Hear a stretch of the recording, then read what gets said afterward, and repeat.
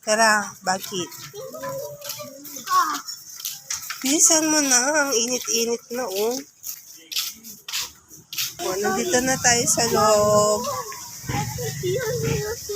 Yes, maghanap na tayo ng ulam natin.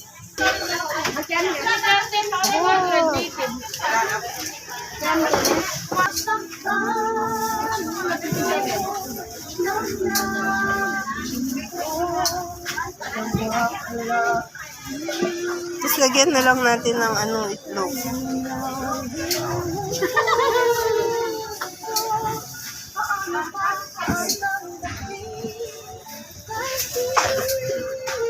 Ilan ang bibili natin? Parang hindi pa sila yun.